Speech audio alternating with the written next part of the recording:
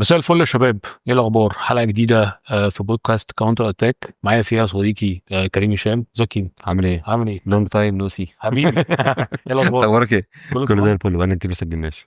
ان شاء الله الحلقه المره دي تبقى مميزه باذن انا الله. متاكد باذن الله. والله. باذن الله. قبل ما اقدم ضيفي وضيفنا النهارده، عايزين نقول بس بقاء لله في الكابتن محمد ابو النجا بونجا. كابتن محمد الله ابو يرحمه.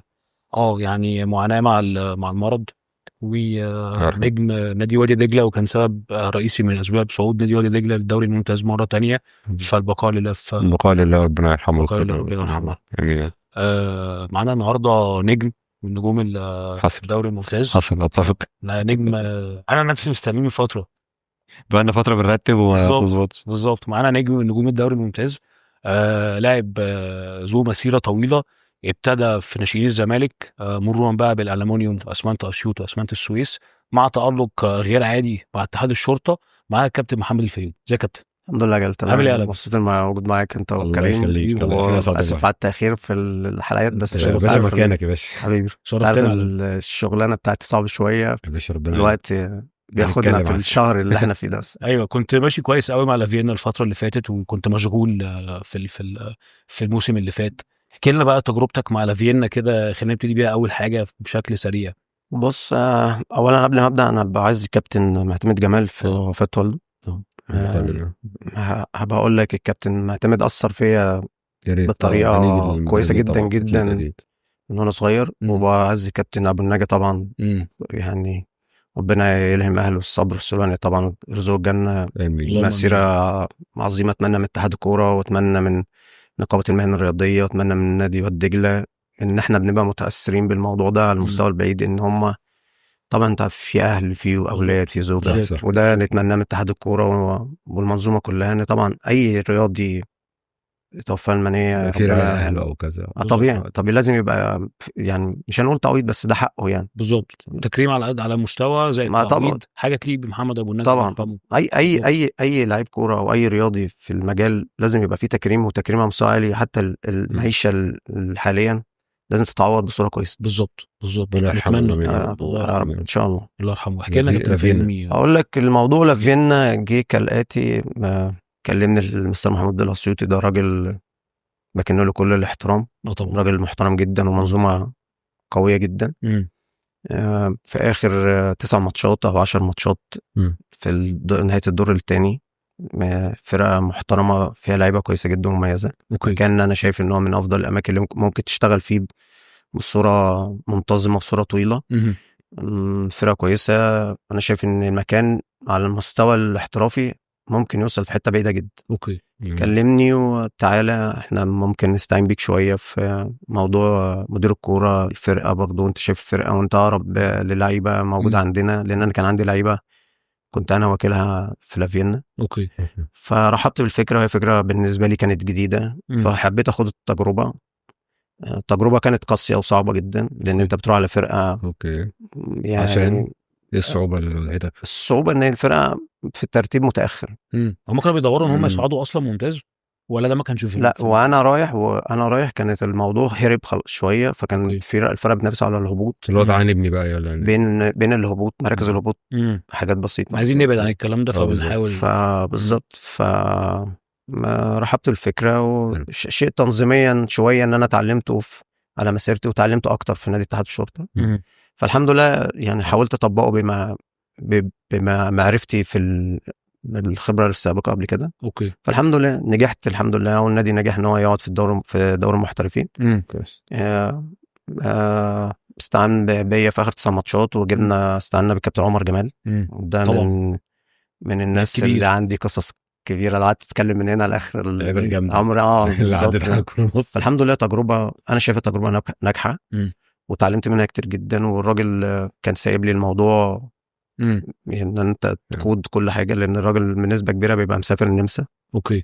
فالحمد لله الحمد لله ربنا وفقني، والفرقه قعدت في دوري المحترفين. الحمد لله. اتعلمت منها كتير جدا يعني. الراجل خبرات تسويقيا كويس جدا، تنظيميا كويس جدا.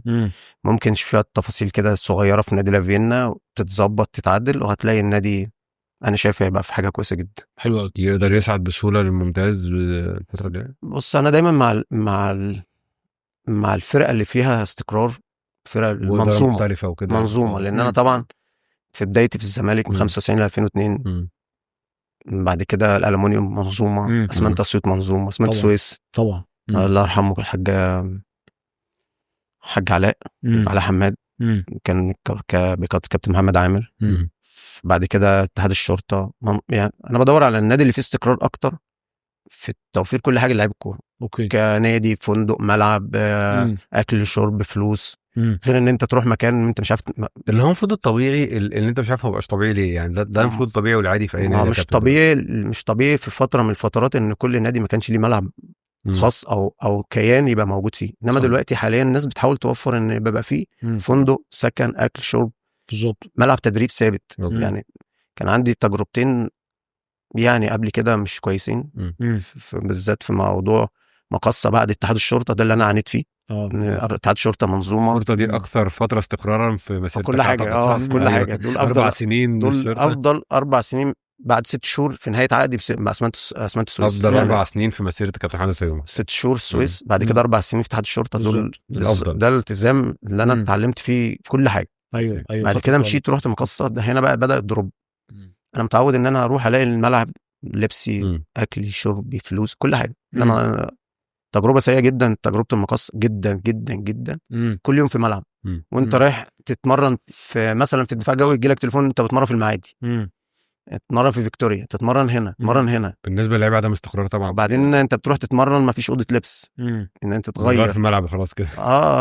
بتروح بالشورت والتيشيرت وتتمرن، تقلع التيشيرت، تلبس تيشيرت تاني وتروح تاخد بقى دش. ده بقى كانت مشكله عندي. كابتن فيومي كان فتره طويله قوي، ممتاز كمان، كان بيشكل مشاكل للاهلي والزمالك في الفتره دي. معانا بقى بدا الدروب. بس للاسف ان انا رحت بعد الثوره ومصباح بورسعيد، رحت لقيت الموضوع خلاص بدات الامور تبقى سيئه على المستوى الرياضه المصريه كلها. اوكي.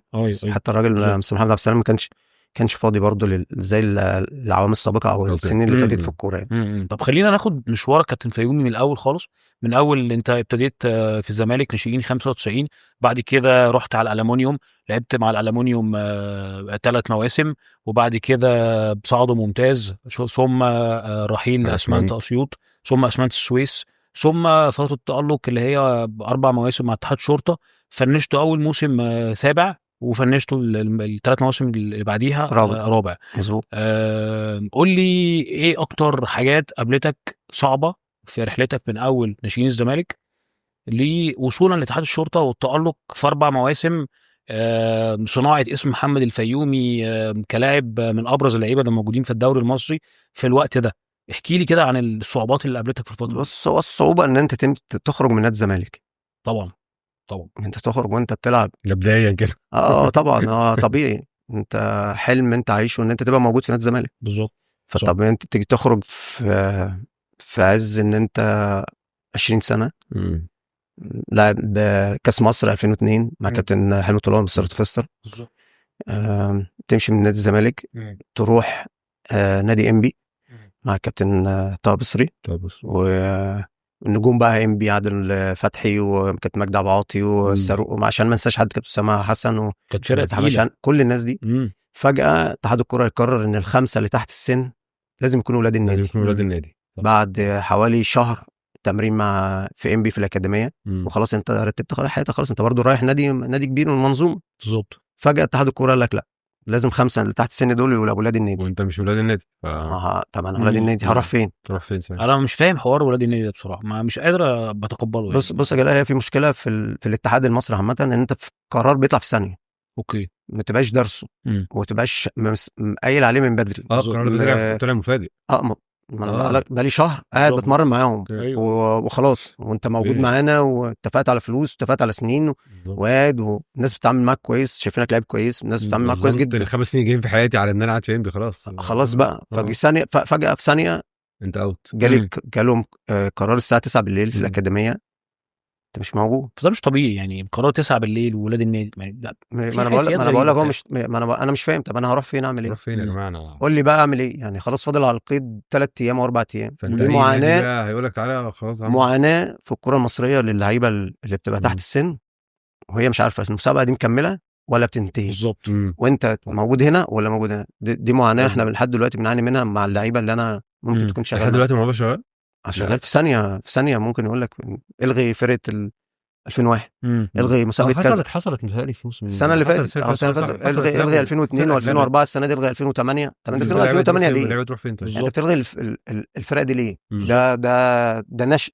طب ايه السبب يا كابتن يعني ليه بيلغوا الفرقه دي؟ هواء بقى، هي هواء يعني في سبب ولا حاجه ولا كده ولا حاجه. طب هو في سبب ان انا الغي الهبوط السنه اللي فاتت؟ لا بس في سبب يعني. لا يعني ما حصلت معانا قبل كده يعني، حصلت معانا وانا في المقص قبل كده خلاص الغاء الهبوط. ليه يعني؟ طب الغاء الهبوط انت 21 فرقه، طب ما تخليهم 22 الا الاسبوع اللي باي ده. طب ما كده الفرقه لما تلعب، طب طلعوا الناس بتوع ابو قير اللي هم نفس البونت مع الكهرباء اسماعيليه. ويلا اسمه كميه القرارات العشوائيه اللي حصلت الموسم اللي فات ده مخليه الناس كابتن متضايقه من الكوره في مصر بشكل عام. اللي هو انا خلاص مش هتفرج بقى اللي انتوا بتعملوه. ما كميه قرارات عشوائيه انت مش قادر تفهم اسبابها. لولا ان احنا شغالين في حتى المجال، لو فاهم اسبابها بس يعني موضوع يضايق. بس كريم لولا انا شغال في المجال مش هتفرج. صح، انا مش هتابع. انا ما اعرفش اصلا ماتشات مع مواعيد يعني. انا عامل ماتش الساعه 5 في الدوري الممتاز يعني كان جالنا 2 يا كابتن اونش كابتن محمد تيجي تسالهم بحاجه يقول لك انا ما بتفرجش، انا مش عايز اتابع، مش عايز بالظبط. لا انا غصب عني اتابع لان انا غصب عني شغال في الموضوع. هم مش شغالين في المجال فهم دلوقتي واقفين بس يقول لك طب انا اقول لك طب انت بتلعب 5 الظهر ليه؟ 5 بعد صلاه العصر ليه؟ ايه السبب؟ مش عارف. طب 5 دي بيبقى مين اللي اعترض على القصه دي؟ مدرب بيراميدز قال لك لسه طلع قريب، قال يعني يلعب في الجو ده يلعب الساعه 5 في الحر تبقى احنا قاعدين في التكييف وهو احنا اصلا مش طايقين. صح. بس فهي دي المشكله ان انا يعني هو ده اللي كان اصعب في حياتي ان انا امشي من نادي الزمالك. طب تمشي وبعدين امبي هتروح فين؟ مش هيعمل نادي الزمالك تحول اصلا ايه يعني؟ لا يعني مش انا بقول لك ما انا خلص انت هداف فرقتك.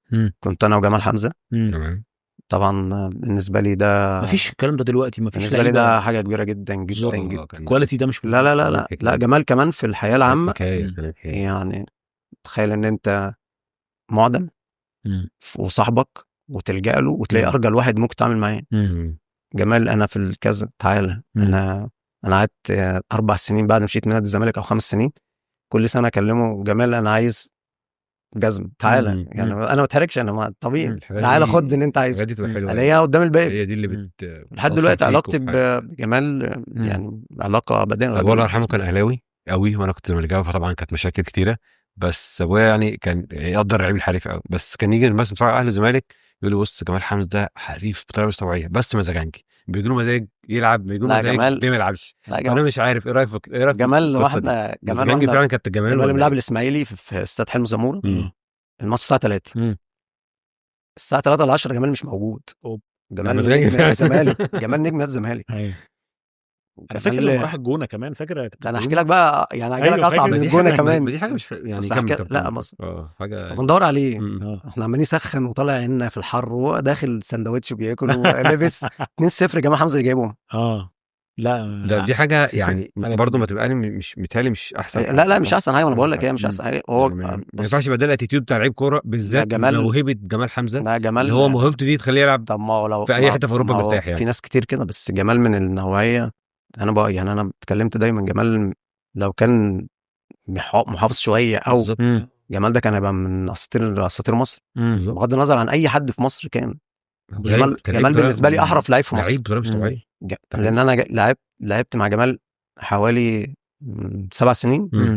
يعني انا بقول لك انا تتعلم منه كل حاجه. يعني انا ممكن اقول لك انا ما كنتش بعرف اصلا ما كنتش بعرف العب كوره. انا كنت بقعد اجري وجاي بقى من الفيوم انما جمال علم يعني وهو صغير ادي في السن بس علمك حاجات كتير في الكوره تحترم يعني اتعلمت من كابتن جمال. لا كلام حاجات كتير قوي يعني.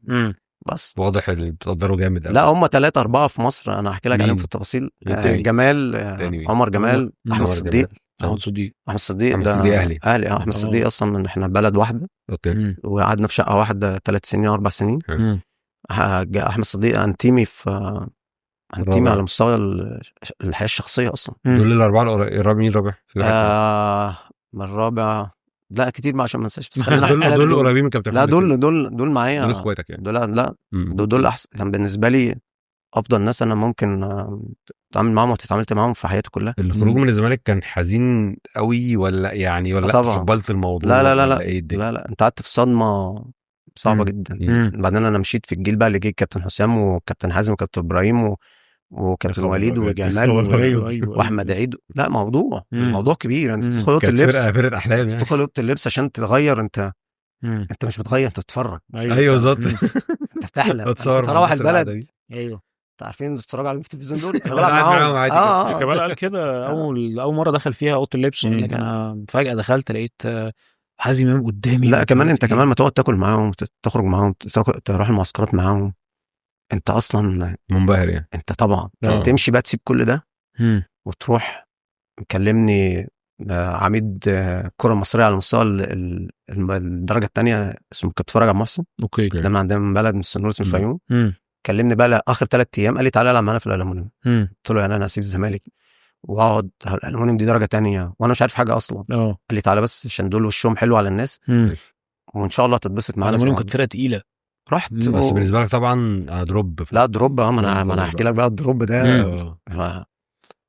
طب خلاص هجرب. مم. انا رايح، انا اصلا مخضوض، انا مش فاهم يعني، انا مش عارف انا بعمل ايه. أوكي. انا اصلا لسه صغير كمان وما باخدش، وانا كان عندي مشكله ان انا ماشي بدماغي بس، حتى ما بسالش حد، ما بستشيرش حد، ولا وكيل ولا بتاع ما كانش لسه في وكلاء، ما كانش لسه القصه دي خالص. مم. طب ماشي اجرب اروح. انا اصلا مش عارف انا بعمل ايه. خلاص لعبت والناس الله يرحمه كابتن جابر عبد العزيز، ابو كابتن اسلام جابر واحمد جابر، اللي اسلام جابر بتاع النادي الاهلي. فخلاص لعبت معاهم. كنت مركب احنا جروب كده، مركب القطر الساعه 10 الصبح 10 بالليل، ما لاقيش حجز، ما كانش في حجز. تروح توصل الساعه 9 الصبح 10 الصبح وانت نايم بين العربيات على جرايد وحاطط الشنطه ونايم 12 ساعه. رحله كفاح دي اي لاعب بيوصل يلعب في الممتاز ويلعب يبقى نجم لسه كنت اقول لك لازم يعدي بالكلاسيكيه دي بتاعت لعيبه الكوره اللي بتنجح قوي وبعدين يعني الصبر اللي انت اتعلمته في الحياه. خلاص رحت الالومنيوم، قصص بقى وملاعب، يعني ما بلعب بدون ذكر اسم يعني عشان ما يبقاش، لا عشان الناس ما تزعلش. لا اكيد. قلت لهم يعني انا كنت بلعب في القاهره بلعب كله تراب وعامل كده يعني، عامل نازل تحت تجيب اصابات يعني وانا بقى كان شعر طويل وانا مش متعود ان، وكمان الناس انا اسف الناس مش متعوده ان حد لعيب بقى شعره طويل ويجي وانا كنت ابيضاني شويه وكنت يعني تخين، فالناس انت شكلك غريب بس غريب بالنسبه لها طبعا. طبعا يعني مم. انا كمان موضوع الشرابات القصيره ده انا اللي عملته في الصعيد. أيوة. والله فعلا يعني في الالومنيوم ما قالوا لي ما فيش حد بيدخل سنه 2002 الشراب الصغير اللي لحد الرجل ده لحد الانكل ده ما حدش بيلبسه. ايوه يا ابني شرابك فين اهو يا ابني، شراب لحد هنا ما فيش. ايوه ما شاء الله يعني اتعلمت 3 سنين في الالومنيوم، انا شفت فيهم حاجات كتير كويسه وطبعا حاجات كتير صعبه جدا. قيم التجربه كلها بتاع الالومنيوم ازاي يا كابتن؟ لا من افضل الحاجات اللي انا مريت بيها، علمتني حاجات كتيره جدا جدا. يعني انت رايح متوقع حاجه وبعدين الدنيا مشيت احسن ما كنت متوقع. طبعا وبعدين 3 سنين انت وعمر، انا وعمر جمال بنلعب فرودين اصلا، يعني انا صغير كنت بلعب فرود حاجه تكسير بس. انا وعمر عمر 25 انا 26، عمر 27 انا 25، عمر 30 جون انا 24. وفي بعض الماتشات ارقام يا كابتن مهاجمين الاهلي والزمالك ما بيجوش دلوقتي. لا تحت انا وعمر كده على طول، تحت انا وعمر كده على طول. عمر حريف قوي يعني، عمر قوي لا عمر في الكوره، انا بقول لك عمر في الكوره لا في الكوره غير طبيعي. ان 30 و25 و26 الحاجات دي مهاجمين الاهلي والزمالك ما بيفنشوش بالارقام دي. بس برضه في فرق، انت بتلعب تحت دي برضه الدنيا اسهل. اسهل طبعا، المدافعين اسهل. حتى انا وعمر كده قعدنا شويه اخر سنه. دقيقه 60 65 انت بتلعب درجه حراره 70 80 طبعا دلوقتي خالص. 60 يبص لي كده، انا عارف عمر، اروح قايل للكوتش كابتن جابر هغير، يروح بص لي كده. قعدنا كده 3 4 ماتشات. فالماتش الخامس السادس قال لي بص النهارده هنلعب في الالومنيوم انا تعبان، وما تطلبش تغيير غير لما انا هنطلع. هم 2 تغيير بس يعني ما فيش بقى حاجه. قلت خلاص يا عمر يعني خلاص ما فيش مشكله، ماشي. كسبانين 3-0 اول ما الجول الثاني جه، كابتن جابر قال لي قلت له عايز اغير. طبعا عمر وعصبيته لا عمر لا طبعا قعدنا اليوم ده انا وهو مشاكل بعد الماتش طبيعي. انت بس ستيل اصحاب لحد دلوقتي. لا انا وعمر انا مسمي عمر ابني الصغير على اسمه حلو. لا انا ان شاء الله ربنا رزقني بيوسف في 20 سنه 2004 ربنا يخليه. عمر 2007 التجربه بتاعت الالومنيوم دي 2002 لحد 2005. من كتر حب في عمر جمال انا سميته. هو عارف اصلا، الناس عارفه كمان ان مم. عمر ده هو مسمي عمر على اسم عمر جمال، ده من حلو. زمان بقى قبل ما يبقى فيه مثلا شغل او مم. حتى انا بقولها مم. انا في عمر بالشغل بالنسبه لي عمر جمال صديق مم. بعيد عن الشغل بس ده. اخوات بقى مع طبيعي. طب رحت من الالومنيوم لاسمنت اسمنت اسيوط. كنت في فرح كان- كابتن رضا رجب مم. اخو كابتن رمضان، مم. كنت قاعد مع الكابتن جمال عياد الله يرحمه والدكتور جمال محمد علي مم. في الفيوم، مم. فقال لي احنا هناخدك على السما، اوكي. احنا ما شفناكش بس هناخدك على السما عشان احنا عارفين انت لعيب كويس. مم. طبعا كنت باخد في الالومنيوم رقم في وقت كانت فلوس كويسه، مم. يعني في وقت ال 2004 2005 كانت فلوس كويسه مش وحشه، أوكي. يعني كان الحمد لله يعني. في دماغي سؤال عن الموضوع بس لما نعدي. فرحت اسمنت اسيوط برقم ضعف الرقم بتاع مم. لا، ما شاء الله. مرتب ضعف المرتب بتاع الاول. ما شاء الله. مرتين مم. حلو قوي. مع كابتن دكتور جمال وكابتن جمال محمد علي وجمال عائد. قعدت 6 شهور الاولانيين دول. انت بتلعب مع بالنسبه لي انا ناس طبعا ناس بتلعب دوري ممتاز، صديق ومحمد صلاح وكابتن علي عاشور كابتن وليد السيد كابتن طارق السليمان وعماد عثمان ومحمد عوض وكمال عبد الله لعيبه جامده دخل على فرقه برضه كابتن حمدي زكي وعمرو علام لا فرقه فرقه كبيره وما بلعبش. اوكي. فانت ما كنت بتلعبش. متقبل فكره القعاد للعيبه دي ولا لا انا متضايق انا عايز العب انا لا انا طول حياتي متقبل اي حاجه، ما عنديش مشاكل مع اي حد حتى ان انا هاجي لك في الباقي. بس القصه كلها ان انا طب انت كنت نجم الالومنيوم ايه اللي مشاك؟ اقول لنفسي تقعد العب باللعب ده، هو هيجيب لك وهيجيب لك وهيجيب لك ويعمل لك. انت اللي اخترت تمشي من الالومنيوم مش هو اللي مشوك؟ لا انا عقدي خلص. اتفقوا معايا هم كابتن حسين عبد اللطيف كلمني هو كابتن سيد قاسم احنا عايزين نجدد لك عقدك. اوكي. كنت باخد 24,000 جنيه في 2000 ما شاء الله 5. ده كان رقم ايه؟ اتجوزت وخلفت وبنيت ما شاء الله رقم ما شاء الله ما شاء الله. رحنا هنجدد لك ب 45,000. قلت لهم انا جاي لي 100,000. ولو السنه دي كان بدات وكاله اللعيبه يظهر فيها كابتن تامر نحاس.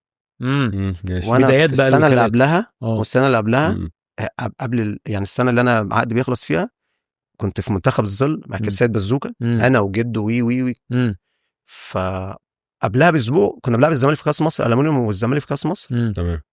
احنا كسبانين 1-0 للدقيقه حاجه و70 انا اللي جايب الجول. اوكي. خسرنا 2-1.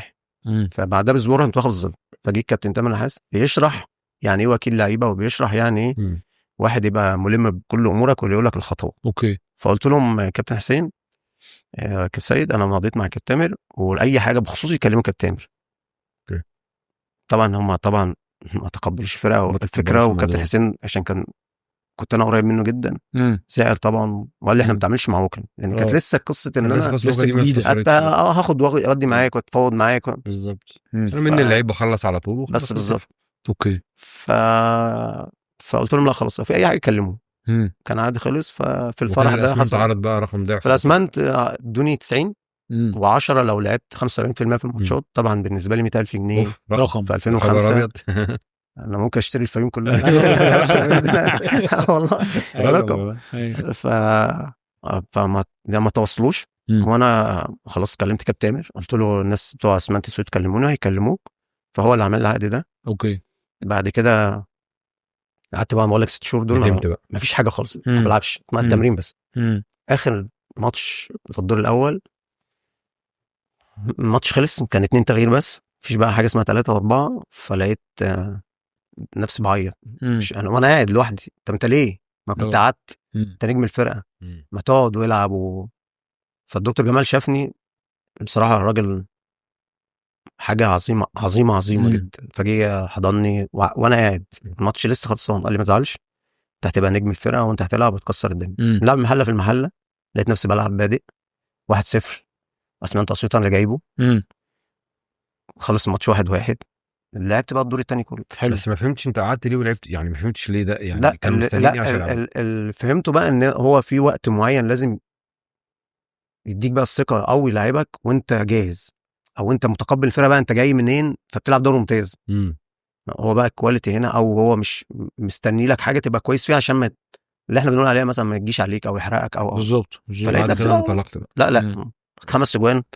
وبعد كده بنلعب اسمنت السويس في اسمنت في اسيوط جاب 2-2 وانا اللي جايب الجون. فلقيت بعد الماتش عشان بيكلمني كده كلموك. بعد كده لقيت أوكي. كابتن محمد عامر بيكلمني والحاج علاء حماد. قلت لهم كلموا كابتن تامر. انا اي حد كان لحد 2015 كابتن لحد ما خلاص بطلت. بقى انت مع كابتن تامر النحاس. لا انا كده بعد ما ارتبطت معاك انا كده. وده اللي انا بعيب على اللعيبه دلوقتي، ان انت شغال النهارده مع 15 وكيل. فكلموا كابتن تامر خلاص خلصنا تفاوضنا اتفضل شكرا. رحت اسمنت السويس. اول 6 ماتشات انا 3 اهداف و3 اسيست ما شاء الله. حاجه جامده جدا بقى. طبعا حصل دروب بقى اللي انا بقول لك عليه. المنظومه هنا عندي بدات تختلف. كنت بتروح نادي ملعب فندق كل حاجه. اوكي. وانت عارف تمرينك امتى وميعادك امتى. فجيت شويه لقيت بقى نفس التمرين في المعادي مش عارف فين وسايب عربيتك وما بتاخدش دش. اللحظه دي ما تخليك. فلقيت نفسي بقى تايه وما بقتش كمان ملتزم.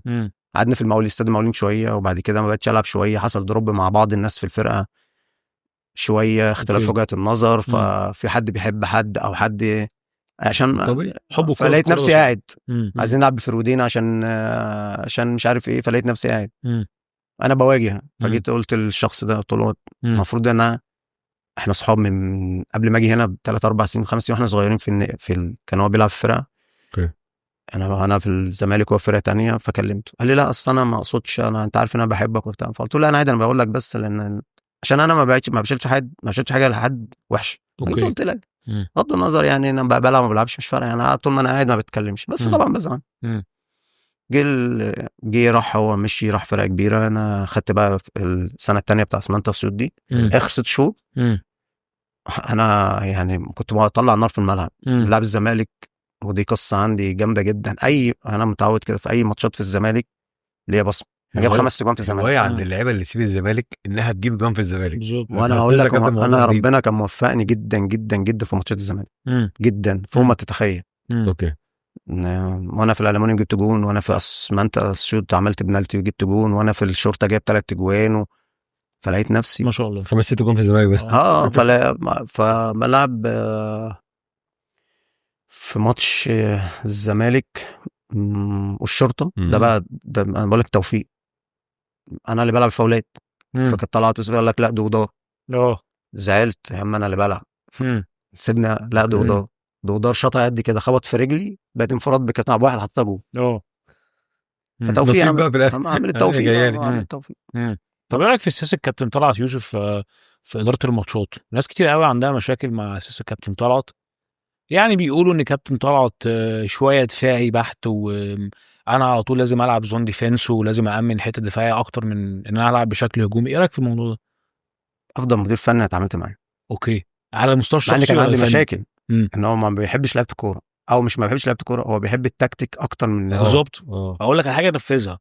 كان يقال ان هو صارم جدا وانا كابتن محمد ابراهيم ما يشهد على ذلك. واحنا في بدايه تكوين فرقه اتحاد الشرطه احمد تمساح طبعا في الكوره طبعا بس هو ما شاء الله عقليا هو في الترلل خالص. هو مش موجود معانا يعني هو ما شاء الله لعيب كبير بس هو دماغه. انا قلت له انت لولا دماغك زمان دلوقتي بتكسر الدنيا في منتخب مصر. ده قال لهم ما تبصليش في منتخب مصر عشان جاي من الداخليه. ايوه كلام تقريبا صح. لا منتخب مصر مع تريكا لا فقال لهم انت ما بتبصليش. قال لي تريكا انت ما بتبصليش عشان جاي من الداخليه. لا في دوره حوض النيل. ايوه بالظبط. هي صح دي الدوره اللي فانا بقول لك هو الراجل نجح بكده. قال لهم في الاسكندريه في التكوين قال لهم هو افضل واحد بالنسبه لي. انا سالت كابتن محمد ليه؟ قال لي عشان انت دماغك متواجبه مع هو اللي بيقول لك عليه بتعمله ما بتحاولش تزود او تالف او تخترع. هو بيحب كده.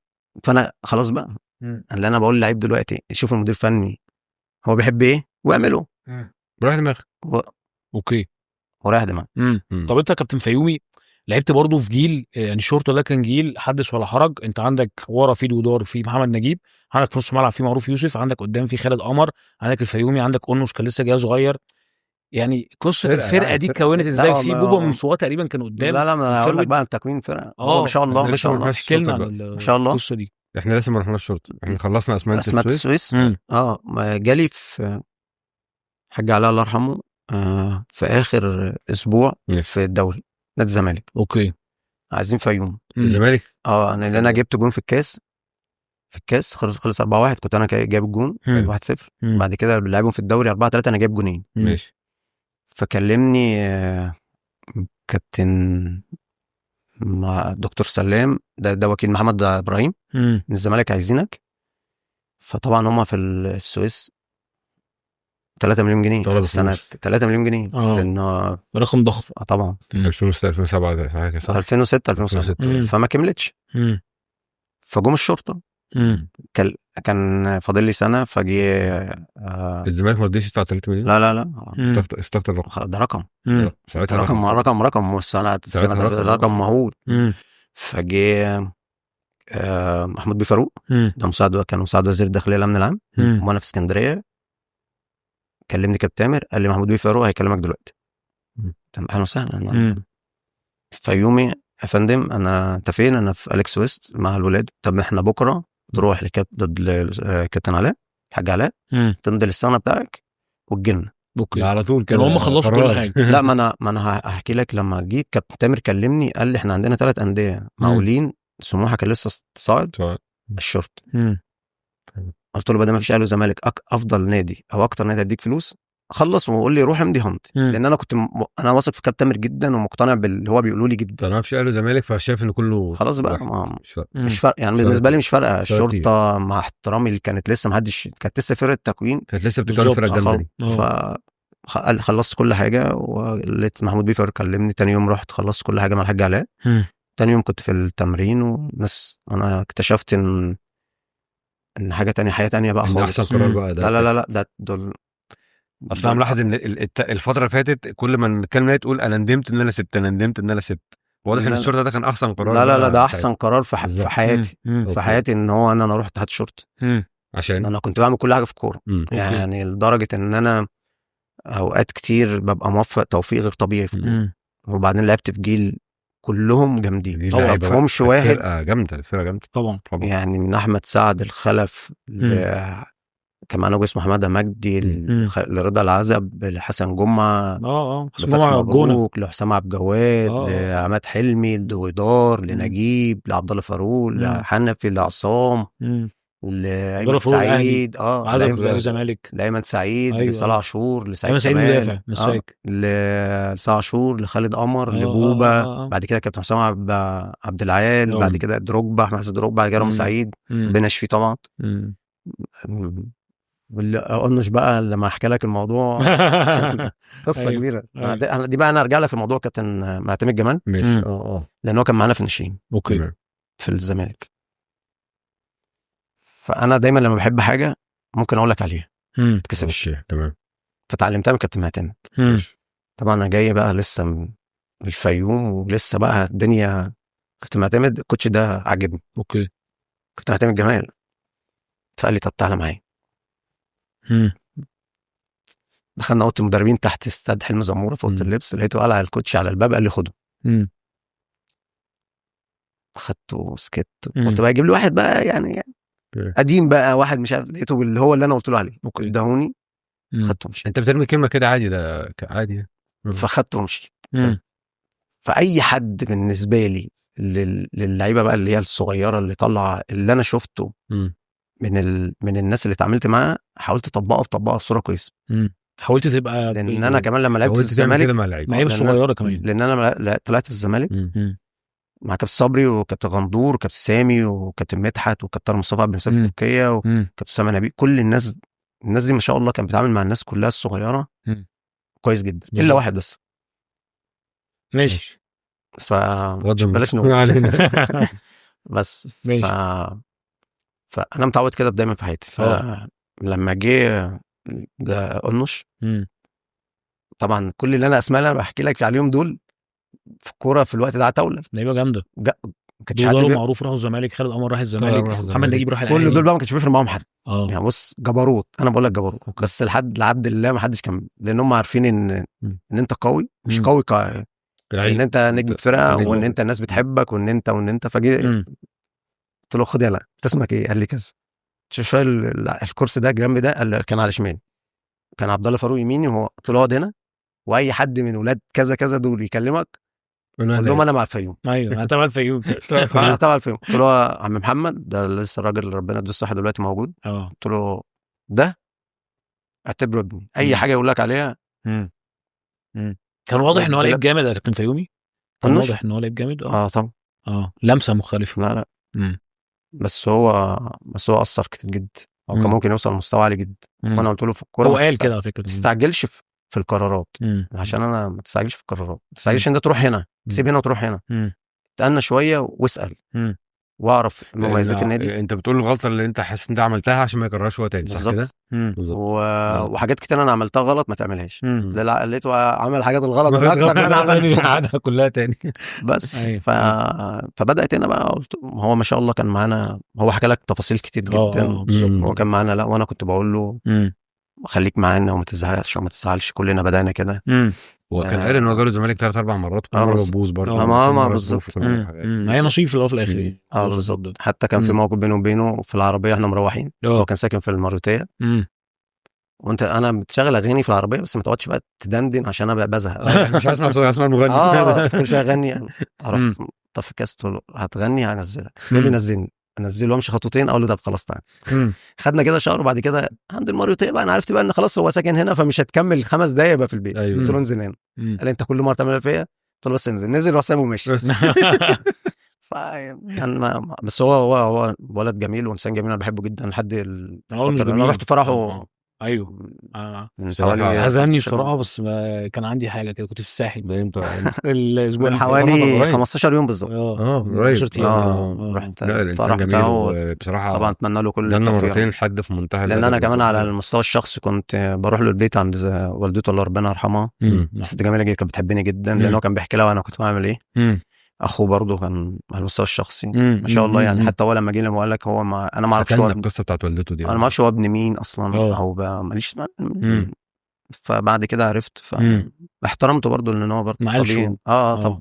بس والدته برضه انا قعدت معاها فتره طويله جدا، اروح لها وازورها كنت عندهم كل فتره يعني. طب كابتن فيومي، عايز اخدك من حته بقى اللعيبه اللي هي كانت الجيل بتاع الشرطه، الجيل الجامد قوي ده اللي هو اصلا الكواليتي مش موجود دلوقتي. عايز اعرف منك ليه احنا ما بنشوفش حاجه شبه الكواليتي ده دلوقتي في الدوري المصري؟ يعني مرورا بلعيبه زي محمد نجيب ودويدار وخالد قمر ومعروف يوسف وبوبا وحسن جمعه واحمد حسن ركبه. الناس دي كلها كانت كل فرقه فيها 15-20 لعيب مثلا جامد. ليه احنا دلوقتي مثلا بندور على مواهب في الدوري المصري وما بنلاقيش مثلا غير 1 أو 2 كل موسم؟ هل ده طبيعي؟ يعني هل ده منطقي ان احنا ما نلاقيش مواهب بالشكل ده دلوقتي؟ بس رأيي من بعد الثوره، بعد 2011 مواهب قلت جدا في السوق المصري او في الكره المصريه. بقى السوشيال ميديا ما دخلت، والفيس والانستجرام والتيك توك، والموضوع ما بقاش انت مش مركز في الكوره بنسبه 75%. انت مركز 50-50. انت النهارده بتتغلب تطلع تصور نفسك على الانستجرام. الحمد لله على الاسيست ايه. الحمد لله انا شفت كوره في العرض. ايوه في لعيبه مستفزه. والله يعني تبقى قاعد كده وتقلب في الفيس مثلا، حد في الزمالك عملها قريب والناس قاعده تشتم، او تلاقي على الحلقه عندك في الواتساب الحمد لله على الاسيست ايه. انا مش هو اللي عامله اصلا، هو باصي لحد وحد باصي اللي عامل الاسيست. ايوه بس وبعدين هل ده مش بسبب طريقه اللعب المدربين دلوقتي، اللي هو ان المدربين مش عايزين مواهب؟ انا عايزك لا. كويس كذا كويس، هقول لك تكتيك تعمله، مش عايزك تفتكس. لا يعني طريقه الكوره الجديده دي اصلا تحسها مش ما بتاديش ان في مواهب موجوده. معلش هقول لك حاجه، في دوري المحترفين هي 20 فرقه، 17 مدرب بيحبوا لعبه الكوره او بيحبوا الكوره. 2-3 مدربين ممكن تحس في القوه البدنيه والحاجات الالتحامات والاشتراكات ده متاح، لان انا جربت. وانا هقول لك حاجه، انا افضل واحد ممكن تشتغل معاه حاليا في الدوري المصري في التكتيك واللي في ورا الكوره وكل حاجه كانت على العاب عالي. كابتن العاب العالي طبعا. لان انا اتمرنت معاه. ماشي. انا بعد ما مشيت من السنتين المقصه، انا ما اعرفش الكوره اصلا شكلها ايه في المقصه. سنتين انا مثلا كنت لعبت 50 ماتش 60 ماتش ما جبتش جول. انا مثلا مش مركز. فيكلمني يقول لي تعالى معانا. طب هو عارف حالتي وعارف ان انا مش شايف بقى. خلاص بقى انت سنتين مش اصلا فعلا مش شايف. فلعبت معاه اول 3 ماتشات. النادي الاهلي كلمني 33 سنه. النادي الاهلي كلمني بعد ثالث ماتش. ايه اللي حصل يعني؟ 33 سنه الولايه الثانيه كبير. الجزئيه تمام. الاهلي كلمك حصل ايه؟ 33 سنه خلاص بقى، لا صعب ان انت تروح الاهلي 33 سنه. مين اللي انت رفضت تروح الاهلي؟ هم اللي خلاص هم سالوا السن. هم سالوا 33 سنه، فالموضوع صعب.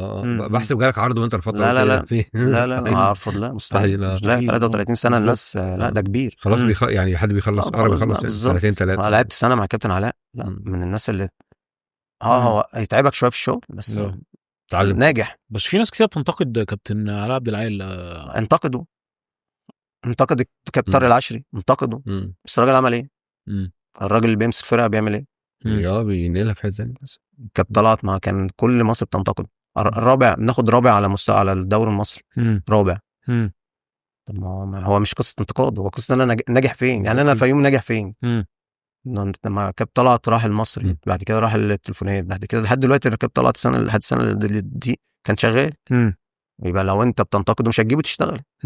ما في ناس بتلعب كوره وي بس الكيمياء مش ماشيه ما عشان ما بقول لك العقليه والشخصيه جوه الملعب.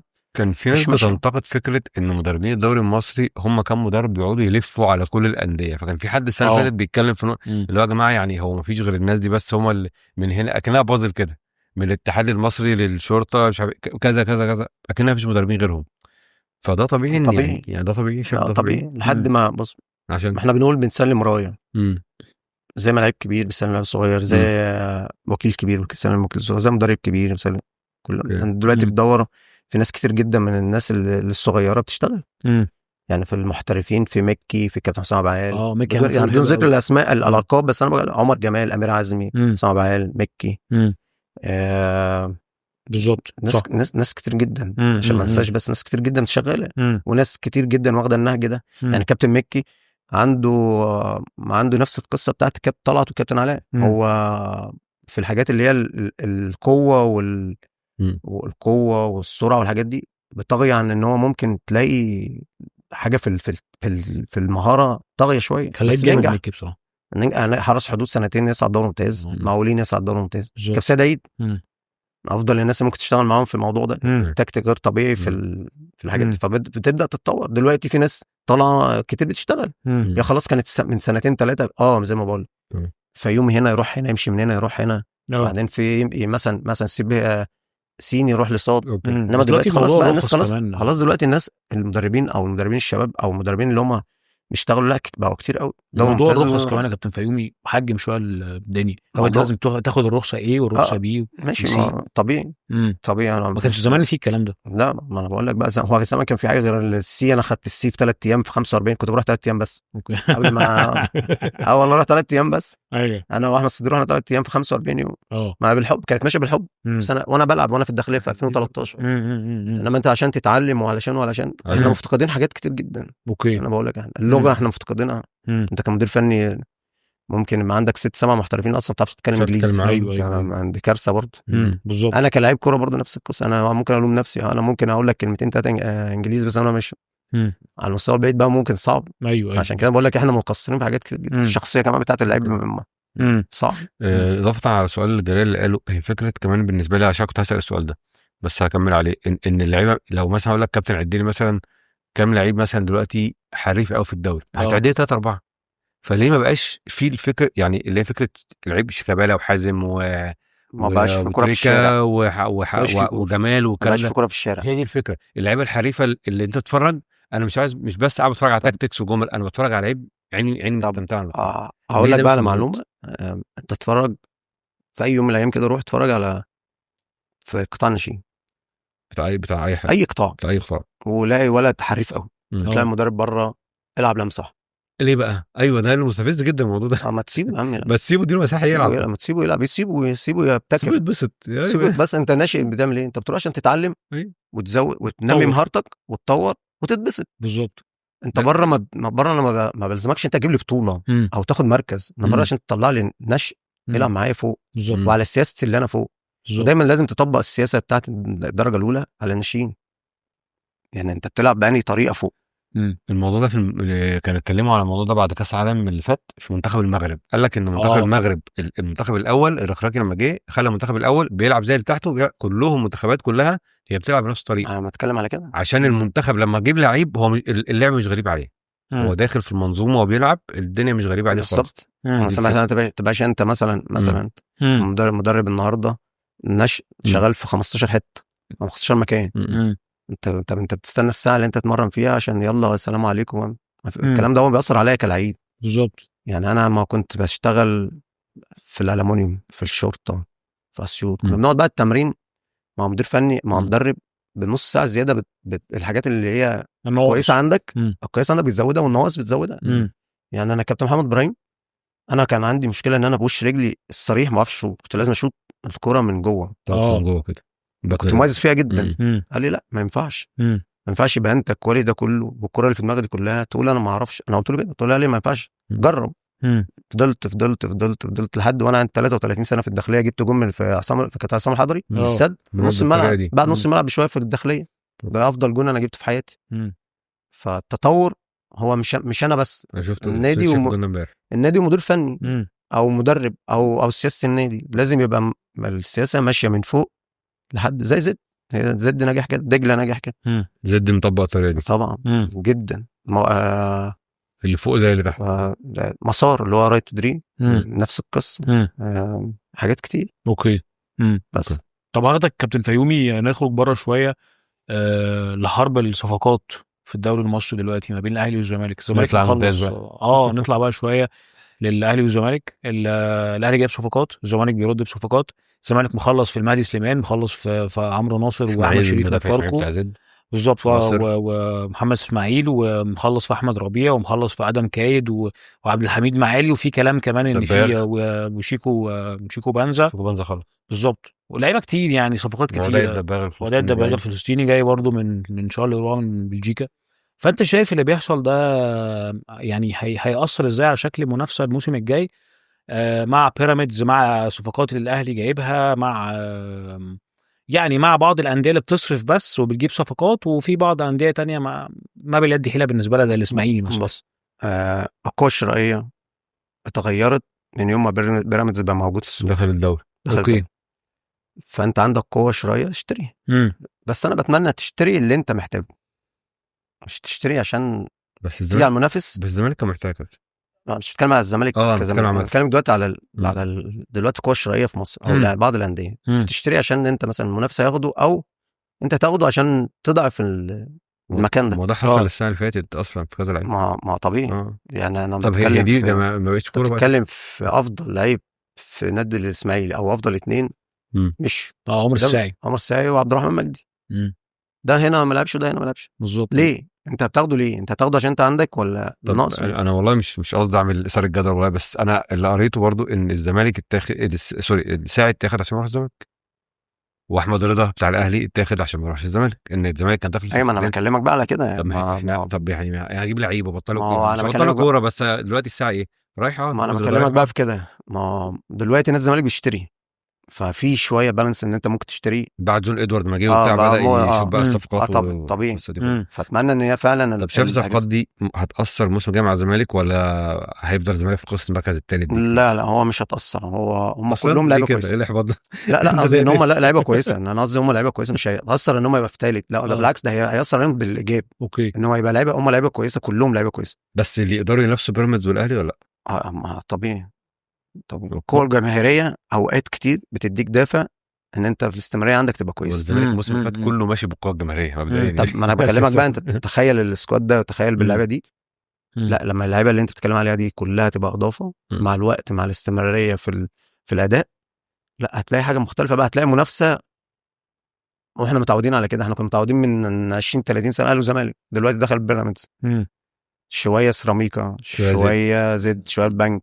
هم دول بقى عندهم، ده اللي بتكلم، عنده فلوس ادفع. بعدين انا كلاعب كوره انا ادور على النادي اللي عنده كل حاجه عشان فلوس وعنده مكان. والانديه الجماهيريه عالمي برضو مع يعني فين من كل القصه دي؟ يعني الاسماعيلي الانديه الجماهيريه، الاسماعيلي، الاتحاد، المحل، المصري. بس عايش حد المصري ماشيين شويه كويس. اسماعيلي بقى حالته يعني كرب.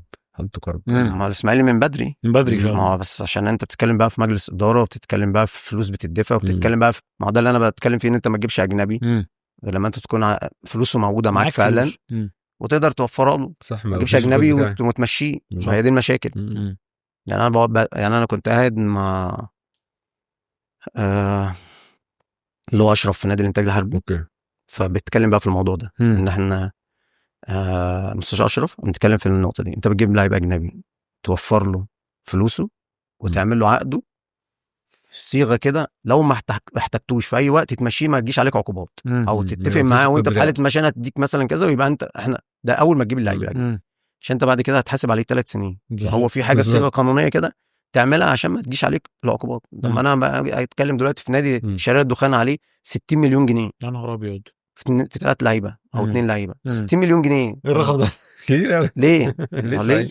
انت بتجيب 2 لعيبه بتديهم ليهم فلوس 60 مليون جنيه. طب النهارده الدخان مش عنده افقد فتره طويله جدا، فرق التالة في الدرجه الثالثه عنده لعيبه ب $80,000. يا نهار ابيض، عليهم وقف $80,000 في الثالثه. طب انت جايب لعيب، طب انت جايب لعيب اجنبي ليه؟ ده فشل اداري برضه يا كابتن فيومي يعني. ايوه، انا بتكلم على كده. هو طبيعي. طب ما هو فشل اداري. انت عندك 6 انديه 7 انديه في الدوري المصري موقوفين قيد. انت بتجيب لعيب ليه؟ انت بتجيب لعيب اجنبي ليه؟ انا عندي نواقص اصلا في منتخب مصر. انا ما عنديش فيرو في منتخب مصر غير 2، مرموش ومصطفى. ناصر مش هيخش، ناصر منسي مش هيخش الفتره الجايه بعد اللي عمله وبعد اللي قدمه الموسم اللي فات. كان متألق الموسم بصراحه، كان متألق الموسم. ممكن. انا بتكلم برضو ان انت بتتكلم دلوقتي في طب يعني على المواهب في النشء في الصغيرين. بالنسبه لمركزك كمهاجم، شايف مين في الدوري لا ده مهاجم حلو، انا عيني شايفاه حلو يعني، ان احنا عندنا يعني الموضوع ده نادر دلوقتي يعني. هقول لك على فرود، قول لي على 2 3 كده شايفهم يستاهلوا. هقول لك على فرود. انا شايف ان هو ممكن مع الفتره اللي جايه بشويه اهتمام شويه تطوير هيبقى في حته كويسه جدا. اسمه احمد زكي. احمد زكي في انبي. اوكي. ده صغير ده كان عندي خلاف مع مدير فني في نادي الو ايجيبت من 3 سنين.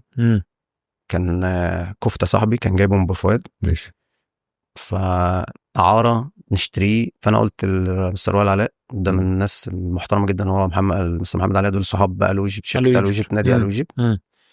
قلت له نشتريه او اعمل اعاره بنيتبيع، تحط فيه رقم وتشتريه، لان انا بقول لك من نظرتي الولد ما شاء الله فرود محترم. فكان معانا مدير فني بعد ما جبناه قعد 6 شهور ما بيلعبوش، 10 دقايق، ربع ساعه، 5 دقايق.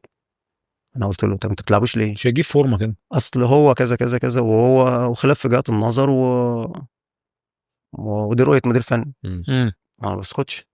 قلت له ما المدير الفني ممكن ما يكونش عنده فكره برضه. النهارده احمد زكي ماشي من مسار ب 2 مليون وشويه لنادي ما شاء الله، مواليد 2002. ولو لعب الموسم كسر الدنيا تلاقي زي ما بيتخانقوا عليه بالظبط. انا بقول لك ده من افضل الفراوده اللي موجود، اللي هتبقى موجوده في مصر. فرود يعني من بمعنى الكلمه، ما شاء الله ولد جسمانيا طويل. مصطفى محمد كيف نفسه يعني؟ مصطفى محمد في نفسه كده يعني نفس ده؟ لا ده هو شويه شبه محمد فاروق. نادي اهلي. انا بحب فاروق جدا. ده شويه نفس الطول، اوكي، كورته يمين شمال بدماغه، عنده ثبات في المواقف الصعبه، بيعرف يتصرف. حلو. مين تاني فاروق ده كويس؟ مين تاني موجود من اللي على الساحه، الناس اللي بتلعب بقى لها سنه مين لفت نظرك؟ اسامه فيصل طبعا. ولا اسامه بقى. وانا بطلت في 2017، رحت اشتغلت شويه في نادي الزمالك 3 شهور، فرقه 2001. ايوه صح. احمد عيد ومحمد طارق وحسام مجيد وحسين مرعي وبيسو وحسام اشرف واسامه فيصل. حسين فيصل تقريبا. حسين فيصل مظبوط. لا حسين صغير. حسام اشرف واسامه فيصل. حتى انا كلمت الكابتن طارق العشري في سنه 2000 واخر 2017 او 2018. قلت له في الفرقه ده هيبقى جامد جدا جدا جدا بعد 2 3 اسمه اسامه. طبعا هو مش هيقتنع، ما حدش هيقتنع غير لما تشوفه مكسر الدنيا. فما شاء الله ما شاء الله يعني من الناس اللي فعلا في كواليتي في الكوره. لا انا ادفع في اسامه 100 مليون واشتري. انا كنادي ادفع فيه، ادفع واشتري. 2001 24 سنه. بمناسبه 100 مليون اللي انت حضرتك لسه قايل دلوقتي، شايف الارقام اللي لا مبالغ فيها. مبالغ فيها من قبل ما لا اصل انت مبالغ فيها. انا لسه ما قلتش الكلام. مبالغ فيها صح طبعا. انا اصل احس كده، وبعدين ايه تيجي تشوف مثلا لا الناس تقول لك لا ده يستاهل ده يعني يا جماعه ما فيش لاعب في مصر ياخد 50 مليون جنيه بتهزروا. ايه الارقام دي؟ بقول لك اعلى لعيب في مصر يعني اللي هو مين بياخد كام؟ فكان بياخد كام في فيكتور المية؟ أوسيمين. تلاقيه بياخد بياخد كام في 900 800 كان صح بياخد كده، مليون مليون و100 مليون 200 في اللي هو الإضافة. مش دلوقتي 60 في مثلا مليون بقت 2 مليون في وبيلعب في galatasaray اعلى مستوى. بالظبط. ليه لعيبه في مصر بتاخد يعني مين السبب اصلا في كان- فخلاص العلم؟ هي خلاص لغه المال والفلوس بقت كام. كابتن عشان انا عمرو الجنايني كان لسه في لقاء من كام يوم، بعدين كان بيتكلم مع ابراهيم عبد الجواد، كابتن ابراهيم عبد الجواد، فبيقول له احنا زيزو كان طالب 50 مليون مقدم تعاقد و80 مليون في السنه ووفرناهم ما بفهمش الكلام ده وما رضيش. بصراحة. ما بفهموش انا ما فهمتش ايه الرقم ده اصلا. ايه الرقم ده يا جماعه؟ 130 مليون جنيه يعني بغض النظر عن يعني ليه مش ليه جواله في البرايم بتاعه يا كابتن فيومي. ما خدش أنت يعني ما بص، خدش رقم. تتكلم بقى في برايم، تتكلم بقى في احمد عيد، تتكلم احمد عيد ملك، فالارقام اتكلم في مرعبه شيكابالا، قوي. اتكلم جمال حمزه، اتكلم في عمر جمال، بالظبط. تريكا اتكلم تريكا، إيه ده؟ اتكلم بقى في الغلط هنا الوسط. عند مين بقى؟ هل الانديه يعني مش انديه، لا مش بتدفع أندية. عشان خاطر تجيب اللعيب والاهلي ياخد من الزمالك والزمالك ياخد من الاهلي، ولا هو ايه اللي بيحصل؟ أنا لا مش لا فاهم. هو مش أنا لعيب، فاهم هو عمره ما كان الملايين دي كلها لعيب. بصراحه بتعمل ايه انا هقول يعني. طب انا هقول لك لو انا جيت بكره النادي الاهلي قال اخر فلوس عندي مثلا 20 مليون، عايز تقعد اقعد، مش عايز تقعد امشي، هتنزل اسعار هتنزل اصلا. بالظبط. ليه الانديه ما بتعملش كده؟ لا ما انا عشان احرمك من من زيزو علي مثلا زيزو. لازم اديله رقم، احرمك من من امام لازم اديله رقم، احرمك من حتى لو انت من مش محمد، بص، مقتنع. من محمد شحات، من حسام عبد المجيد، هغريب رقم من جدا. محمد السيد اللي 2005 اللي اصلا لعب ماتشين 3 هحرمك منه، انا هاخده. حتى لو انت وعندي ناس مقتنع ان بتدفع. اللعيب ده مش ما يستحقش المبلغ ده. ايوه ما انا ما عمر فيش يا الساعي، باشا، انت بايع صح. عمر الساعي، اشتري والله عمر غلطان. الساعي ب 50 مليون جنيه. صح. هو بس كابتن فيومي وما كان لعبش. بيلعب، انا كنت شايف وزنه زايد وايه ده. بص انا وما شفته لعبش. انا شفته هو في الاسماعيلي وهو صغير، وهو في الاسماعيلي درجه اولى، لا حاجه محترمه. كان لعيب كويس جدا. فانت كده حرمت الولد او حرمت اللعيب من موهبه، بالظبط. حرمت النادي من ما هو موهبه. طلعه اعاره. طب خلاص ما هو وإذا عشان هو اتاخد عشان الزمالك كان عايزه بس ما هي ما انا بقول لسه مكلم جلال دلوقتي، لغه المال هي الطاغيه دلوقتي. ما انا بقول لك لو النادي الاهلي بس الاهلي ده كده صعب. بص مش بتكلم على الزمالك، بتكلم على الاهلي، مع اني زملكاوي. لو النادي الاهلي قال بكره الفلوس 20 مليون خلصت، كله هياخد 20 مليون، مش هياخد 20 مليون هيثبت جنيه سعر. خلاص. طب لو اقول لك انا اقصى انا الكلاس ايه عندي مثلا 30 مثلا، خلينا 20 دي مش حد ياخد 20 خلاص شكرا. 30 محدش هيتكلم في 30 محدش هيتكلم في ال 100 وال 80 يا رب تروح اي حته. ده النادي الاهلي، والفلوس خلي بالك، والفلوس مش هتزيد عن مليون، من 30 مليون. اي نادي في مصر. ما هو النادي يقول لك اذا كان الاهلي هيديك كذا، هتيجي عند تاخد كام؟ تعالى خد 5 وانت ساكت. بس بالظبط صح. هو اللعيبه هترضى. النادي الاهلي متحكم الاول والاخير في الكره المصريه، واحنا مقتنعين بكده. دي جمله هتتحط في ايوه احنا مقتنعين بكده. ده حقيقي، انا مقتنع بكده. مش كلاعب او واحد شغال في ايا كان، لا ده مصر، جمهوريه مصر كلها، واللي هو الراجل الغلبان او اللعيب اللي هو او المشاهد هو مقتنع بكده. ماشي. بس يعني الاهلي لو قال كده بيراميدز هتلاقيه بيعلي وبيدفع الضعف. يعلي بقى، خده واعمل اللي انت عايزه. تقدر خده خليه على الاهلي. انا الاهلي، انا الزمالك. صح. يعني انا بقول لك صاحب الجماهيريه والشعبيه والاسم. قناه الزمالك من حوالي شهرين وشويه. انا لو بلعب في نادي الزمالك ومستوايا في اي مكان 100%، في نادي الزمالك هبقى 200%. بلعب في استاد مقفول، بمشي في الشارع الناس تقول انت فلان. صح. خلاص. ده انا كنت وانا في الشرطه اجيب جون في الزمالك، ما كانش في بقى مولات في مصر غير 6 ستار. ايوه تاخد دش واروح اقعد هناك. انا قاعد، مش انت فلان، الناس عارفاه. خلاص بقى. تخيل بقى لو انا في الزمالك، وبعمل كده. تخيل بقى في الزمالك ورحت المنتخب، تخيل بقى خلاص دي فلوس تانية. بس طب كابتن فيومي بالكواليتي بتاعه بقد ايه هو كان لعيب هداف ولعيب كان صانع الفارق مع اتحاد شرطه، شايف ازاي مثلا الفراوده اللي موجودين دلوقتي مثلا زي صفقه احمد شريف اللي جاي من فاركو، شايفه ازاي؟ هل فعلا صفقه هتقدر تفيد نادي الزمالك على اللونج ران على المستوى الطويل، خصوصا هو ماضي 5 سنين هو عمرو ناصر؟ شايف الدنيا هتمشي ازاي الفتره الجايه مع نادي الزمالك؟ الحفاظ على القوام ده اللي بيتبني في سنه واثنين وثلاثه، لا هتلاقي حاجات كويسه جدا جدا جدا من شريف، من عمرو ناصر، من الناس اللي موجوده، من احمد ربيع لاسماعيل، للناس اللي موجوده دي كلها. هل الزمالك هيقدر يحافظ على القوام؟ ما هو ده بقى اللي انا ده اللي احنا كنا بنتكلم فيه في سنه فيريرا في 2015 بالظبط. وانا في اسوان. ايوه بلعبهم في استاد اسوان. كهربا وايمن حفني وطارق حامد لا يعني محمد ابراهيم حاجه بقى بتاكل حاجه جامده جدا. انا قلت لنفسي لو الناس دي مستمرين 3 سنين 4 سنين، انت محافظ على كده، على قوامك على كده، تدعيم بسيط مع عدم بيع وشراء في اي حد، مع نادي الزمالك ده هيفضل 3 4 سنين 5 سنين في حته تانية بياخد خالص. كل حاجه طبعا. باسم مرسي بس المرس طبعا بس المرس طبعا عمر جابر ايوه كابتن بدايه عوده عشافي. البطار نادي الزمالك اصلا 2015. اما انا بقول لك بقى يعني انت بتقعد تتفرج تنافس تاني. ما انا بقول لك في حاجات تشوفها في الملعب وانت قاعد متفرغ، غير بقى وانت في قلب اللعبه وانت شايفهم عارفهم. محمد ابراهيم يعني محمد ابراهيم ده الاصابات بهدلته. محمد ابراهيم ده حرام والله. انا واحد من الناس يعني هو صراحة بيفكرني بلعب انا زمان. ان هو عنده في الكوره عقليه سابقه عن الناس كتير. اول جول وده كان جول حلو قوي هو مصري، وده واحد من الناس اللي اتظلم ان هو مشي من نادي الزمالك. بس هو الاصابات حتى لو اصاب الدنيا صح. بص يا كريم، حتى لو اصاب يعني انا في لعيبه الاصابه بتاعت افريقيا دي اللي هو كان لسه راجع وراح اتصاب تاني، حتى لو مش لحق يعني، حتى لو مصاب ده واحد من الناس اللي زي ما جلال بيقول من النوعيه اللي مش موجوده في مصر. بالظبط، حريف وموهوب قوي. خليه فاهم، اديه الفلوس خليه قوامي انا حافظ عليه. النادي الاهلي في 7-8 سنين بالتريكه بركات بكل الناس دي بالظبط. يعني اصابات ما وقعتش مستوى محمد ابراهيم. لا ما انا مصاب، ما انا ممكن ارجع، اقف جنبي ساعدني ان انا ارجع. هي كانت واحده في الثانيه ورا وقت تك ولو 10 حافظ على لعيب عندي مختلف. هو موهبه بصراحه ما حدش. لا مختلف في حاجات، بيعمل حاجات في الكوره بصراحه صعبه جدا. صح عشان كده انا بكلمك. ايمن حفني ما كان كده. لا بحب ايمن حفني. ايمن ساحر. ايمن شيكابالا في كوره ما فيش خلاف عليه. طبعا كزملكاوي يعني ما عندناش كلام. انا قاعد معايا في الفندق بتاع في النادي، سكن النادي. لا شيكابالا في الكوره. كنت شايف القرار اللي خده شيكابالا ده قرار صح؟ انا مع طبعا. انت معايا؟ اعتزاله طبعا. اوكي. هل القرار متاخر ولا جه في وقته؟ بعد البطوله. لا هو اتاخر شويه، لان كان لازم بعد البطوله.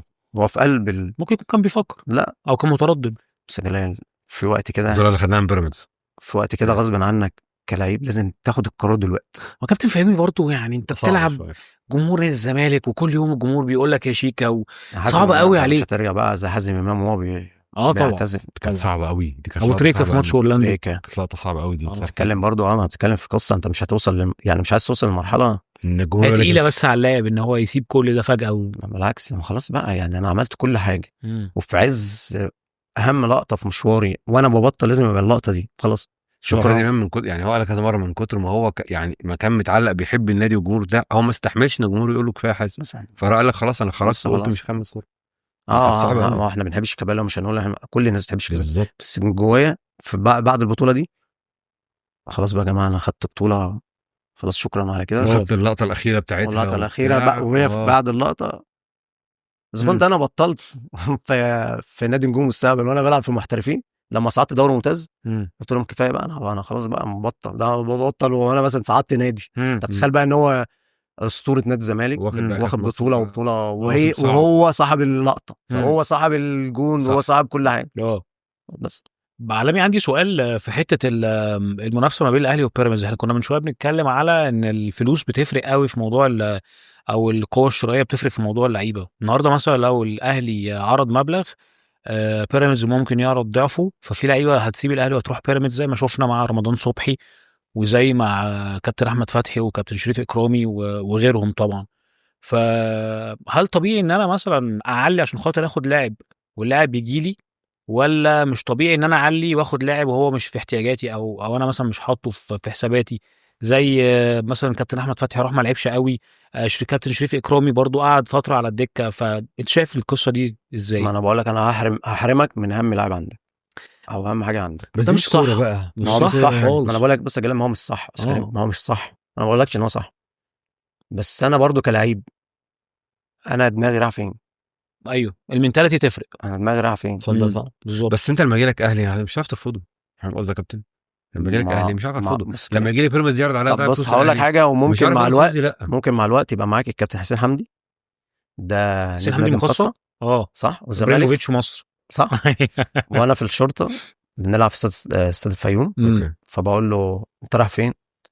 قال انا جاي اهلي وزمالك. حلو. قول له الفيوم قال لك ايه؟ اوكي. دور على المكان اللي انت هتروح تلعب فيه.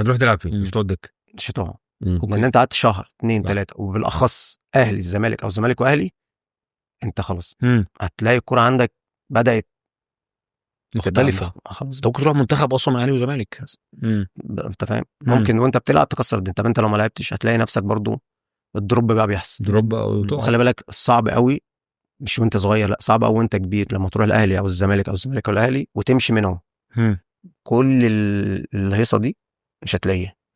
ده كده فتبدا عندك الامور تختلف. خلي بالك تعامل الناس وتعامل الاعلام وتعامل الجمهور وتعامل الحكام معاك، هتلاقي الامور مختلف كذا حد يعني كابتن حسام ميدو كان حتى قال القصه دي، يعني ان هو يعني طب يعني ليه يعني مش قادر افهم بصراحه.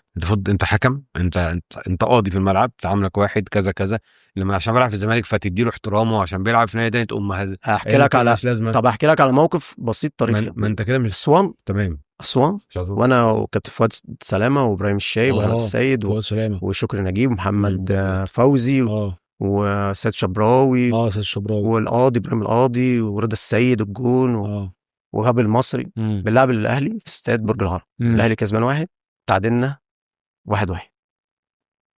كابتن محمود عاشور ادى 3 دقايق. حلو.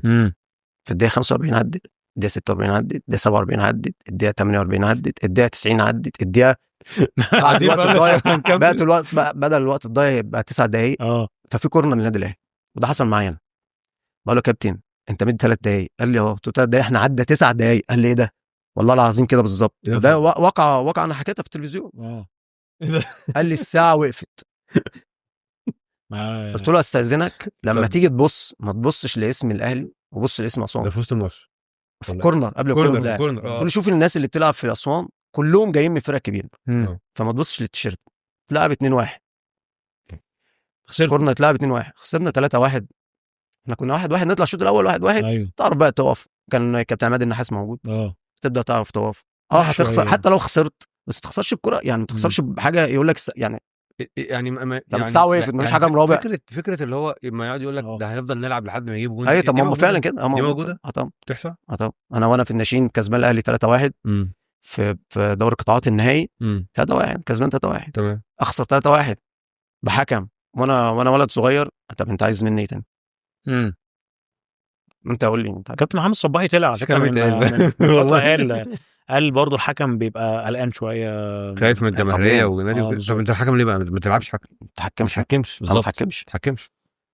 طب عندي سؤال يا كابتن، وما تزعش ايه وما تزعش. اتفضل. موضوع التحكيم ده صعب قوي بصراحه، خلينا نخرج منه بقى عشان ما يبقاش عشان ما يعملش مشاكل جامده. كابتن فيومي في سؤال في الحته بتاعت ان كابتن باسم مرسي طلع في تصريحات من كام يوم قال ان المدربين بيخافوا من اللعيبه السوبر ستار، لعيب ستار في نجم في فرقته، ويعني ممكن يعمل لي مشكله في اوضه اللبس، فبالتالي مثلا انا كمدرب هقلق منه، فانا ممكن اعتمد على اللعيبه الصغيره وممكن امشيه عادي، يعني اسيبه يلعب حتى في درجه تانية لو ما لقاش اي نادي او كده، بس ما جددلوش لمجرد ان هو ما يعمليش قلق في اوضه اللبس. هل الكلام ده مظبوط ولا مش مظبوط؟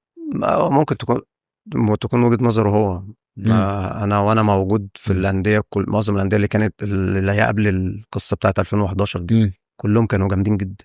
تدور على كل القوام بتاع الفرق كلها فرق جامده. انت بتتكلم في 30 لعيب بالظبط، او كانت 25 كلهم جامدين جدا. هل انت تقدر تسيطر ولا لا؟ هي بقى قوتك، شخصيه المدرب مثلا. يعني انت بتتكلم في كابتن طلعت سيطر عليا. لا كابتن طلعت انا لو بص لي همشي. انا كنت مسميه جنرال. قول له قال كده، قال لك تخيل ان رئيس النادي بقوه رئيس النادي في حاجه كبيره ويجي ينزل الملعب قال له لو سمحت خليك بره انا جاي لك. يا نهار ابيض، تحصلش. كابتن حلمي طولان نفس القصه. سمعت عن كابتن حلمي طولان برضه. لا كابتن حلمي يعني بص اقول لك حاجه، انا كنت احكي لك بقى موقف تذكرته قبل ما معلش. ماشي. وانا في الزمالك طلع في الدرجه الاولى. اوكي. هو عامل تمرين مستطيل كده. حلو. تلعب اللي في وشك، يعني تلعب اللي في وشك بس، يعني ما تعملش فيها حريف وتلف ومعاك خصم. تمام. فانا لعبت 1-2 خدتني الجلاله ان انا هلف الكوره. اوكي. فراحت اتقطعت. طبعا كابتن حلمي طولان موجود. انا عايز اقول لك الصوت من 100 عقبه ممكن تسمعه مثلا في العجوزه. انت اسمك ايه؟ انا من كتر الرعب قلت له احمد. انا اسمي محمد والله من كتر الرعب. لا هو الشخصيه بتاع المدير الفني بتفرق. هو الشخصيه انت بتسيطر ولا لا؟ الجزئيه انت تقدر تسيطر على الجيل الذهبي بتاع فيريرا، انت تقدر تسيطر على الجيل الذهبي بتاع الزمالك. بيراميدز دلوقتي انت تقدر تسيطر على هي الشخصيه، شخصيه المدرب، هي الشخصيه ايا كان الشخصيه كمان. وهل ان الاداره كمان تدي لا مش دعوه الاداره للمدرب اللي هو تبقى الاداره موصله اللعيبه بس. ان انا واثق في المدرب ثقه عمياء فمحدش هيعديه، بس كريم هي دي فما النقطه، تحاولش هي دي النقطه الفارقه اللي احنا بقى هنتكلم صح فيها كده، مهمه دي. كرئيس نادي. انت رئيس نادي بس انت جايب جلال مدير فني او جايب فيوم مدير فني، حاسبه في اخر السنه، ما تحاسبوش بعد ماتشين. انت هتعمل ايه؟ انا هقعد في الدوري من هنا ليناير حاسب، من يناير لاخر السنه حاسب. تليفونك يبقى بتاعك خاص، مفيش لعيب يقدر يوصل له. مثال انت صغير على ده، جينا من سنتين كده كان تشيلسي كان في مدرب تشيلسي، وبعدين كان اللعيبه يعني كان باين قوي في الملعب يعني سنتين ثلاثه كده ان اللعيبه ما بتلعبش، اللعيبه متعمده تخسر وكذا وكذا. مين عشان كونتي؟ مش فاكر مين والله، بس يعني حصل من سنتين ثلاثه كده عشان هم كانوا عايزين يمشوا المدرب. خلاص هو باين ان الفرقه دي احنا بنخسر نفسنا، ولما المدرب ده مشي الفرقه دي اتعدلت. ده الراجل اللي خد اوروبا. توماس توخل. دي ماتيو ده كان حاجه قريبه، حاجه اقرب من يبقى تخن قريبه بقى تخن تشيلسي بقى تخن فاللي هو زي اسمه ايه ده، ما دي كان في ريال مدريد الاداره مش مدياله الثقه كان في دي ولا ايه؟ مش هقول لك. لا طبعا هي بص، انا بقول رئيس نادي، انت رئيس نادي بس. اوكي. تليفونك ما حدش يعرفه، تتعداش مدير فني ابدا. يعني ما ينفعش ان انت تروح تكلم من نفسك لرئيس النادي ده مدير كذا مدير فني وانت تسمع كلمه صعبه. دي صعبه قوي. مدير كوره مدير فني هم اللي معاك، صعب قوي. صعبه بجد ان انت ممكن اللعيب يوصل لك حاجات انت مش متخيلها هي درجه الصح فيها او الغلط. حسب مزاجه، حسب عايز يقول لك ايه. ما انا ممكن اجي اقول لك جلال بيعمل ويعمل هو اصلا ما فيش. او ممكن اجي اتصل اقول لك المدير الفني بيعمل واحد انت اصلا ما بيعملش. هو في مدير فني عصبي جدا جدا وهو على اللعيب عصبي، بس هل اللعيب يعرف ان هو عصبي ليه؟ لا ما يعرفش. هو عايزك تبقى كويس، طب انت ما بتطبقش، طب هو هيبقى عصبي، هياخدك في حته تانية. فانت كلاعب هتعمل ايه؟ هروح اقول ده بيعمل ويعمل، بيشتم ده بيعمل، ده بيقول الفاظ مش تمام، ده كذا. كلها دلوقتي نجوم. انا بقول كل لعيبه الكوره نجوم. ما فيش حد شايف نفسه ان هو انت لعيب كوره بس تطبق اللي انا اقول لك عليه. ده النجاح اللي انا ممكن كنت مشيت بيه، ان انا بطبق سياسه الراجل. ممكن شويه لمحه حاجه فنيه بتاع ماشي، لما ما تعداش اسلوب اللعب او ما تعداش اللي هو بيقول لي عليه. اوكي طيب مدى تاثير السوشيال ميديا على لعيبه الكوره دلوقتي عامله ازاي؟ الانستجرام بشكل عام، الصفحات اللي بتكتب والصفحات اللي بيدفع لها فلوس. طب اقول لك الصفحات دلوقتي يعني بتعمل ايه؟ انا حاسس الكوره اختلفت قوي بعد السوشيال ميديا ما ظهرت. طب انا اقول لك دلوقتي ما تلاقي صحفي كل يوم منزل ده متألق، ده عمل، ده سوى، ده النهارده كسر الدنيا، ده مصر كلها بتتخانق عليه، وفي الاخر انا بعت لك 200 جنيه عشان تصيد. بتبقى باينه قوي على فكره. طب معروفه، هي معروفه. والناس وفي لعيبه بتعمل فيك اكونت فيك عشان يقول لك فلان ده جامد جدا بالاسم ويوصل لك ويجيب لك ويعمل لك انا بقول لك اللعيبه بتمركزه مع الحاجات دي اكتر، صح؟ في ماتشات كتير مش متشافه. الحمد لله على الهدف. ادخل تشوف، مش هو اصلا، مش هو ما جابش حاجه والله. هو فعلا جاله ما جابش يعني. وانا في الفتره الاخيره، انا بقول لك انا اتعلمت وانا في الفتره الاخيره بتاعت موتور الكوره في لافينا، انا منعت اي حد يكتب اي حاجه على السوشيال ميديا خالص. اكتب على الواتساب بتاعك، الواتساب بتاعك للصحاب، انما في الاخر رقمك مع ناس قليله. انما فيسبوك حتى في كارثه اللعيبه بتعملها وانا اتكلمت فيها. ما تبقاش انت مصاب عامل صليبي ولا عامل كسر او وتطلع تقول الحمد لله جالي كذا كذا كذا. الحمد لله اللي جالي كذا كذا دي بينك وبين ربنا، بس بعد سنه سنتين ثلاثه انت كنت عامل صليبي. يا حبيبي الحاجات دي ما بتتقالش بالظبط. عندك مزق في الضمه ما بتتقالش. هتقلل اصلا من قيمتك السوقيه في ايوه، ما انا مدير فني هاجي اقول لك انت كنت مصاب من 10 سنين بالظبط. صح يعني. انا كنت بودي لعيب السنه اللي فاتت في عهد الانديه عامل صليبي من 4 سنين. تمام. انت فين؟ احنا بنتكلم، قال لي طب خلاص واتفقنا على كل حاجه. فرئيس النادي قال لي لا ده هو عامل صليب. اصلا سالته قال لي عامل صليب. قلت له يا ريس ده عامل صليب من 4 سنين. خلصت يعني من زمان يعني. لا هو عامل صليب خلاص، هو عامل صليب. طب انا ضغط نفسك. ايوه ما انا بتكلم في كده.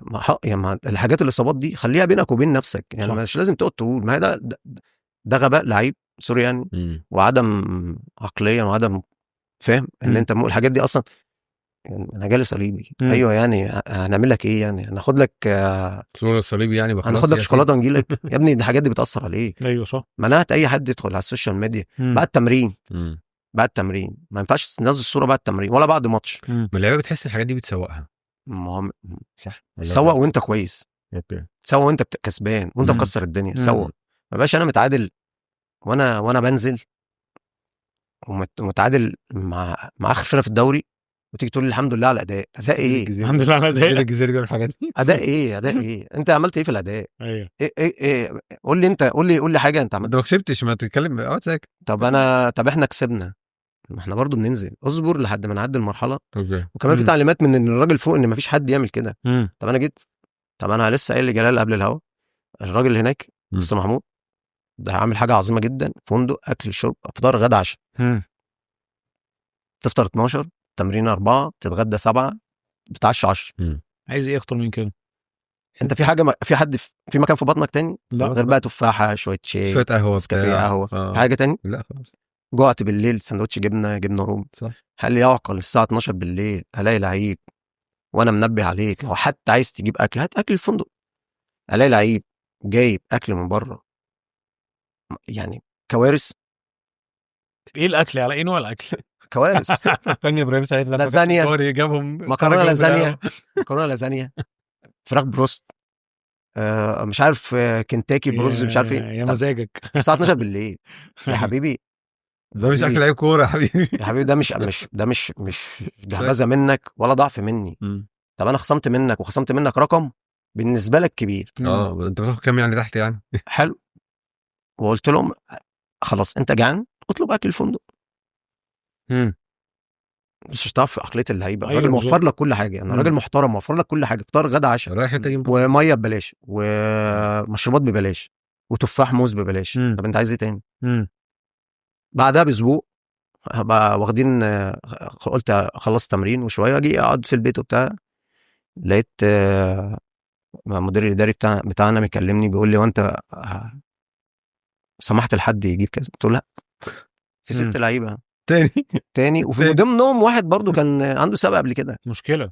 طب انا انت بتاخد هنا بقى دي بقى سي مثلا انت بتاخد دي اللي بتنجح لعيب، بتاخد قبض شهرك مثلا 4000 جنيه مثلا. طب انا خصمت منك 2000 و2000، تيجي بقى تيجي تزعل مني انا ان انا خصمت منك؟ ما انت مش ملتزم. طب ما انا مثلا وانا بلعب عايز اكل مثلا، كابتن طلعت ما كانش عارف، كان يعرف ان انا ما باكلش اي اكل من الفندق خالص خالص. حلو.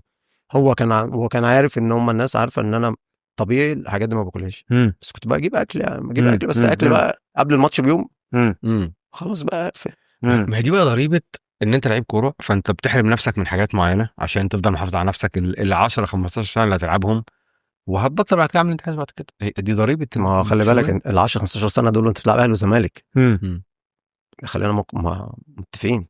انت بتلعب اهلي وزمالك فانت لازم تحافظ على نفسك 10 15 سنه. طب انت ما بتلعبش اهلي وزمالك، صح، بتلعب في اي فرقه بعد اكل عيشك في الاخر انت هتعمل ايه؟ انا بقول لك بقى هي دي حاجات بقى كتيره جدا عندك في اختلاف كلاعب كوره. يعني انا واحد من الناس كنت بقول لنفسي لو انا ملتزم 70%، لو انا رحت اهلي والزمالك بلتزم مليون في المية.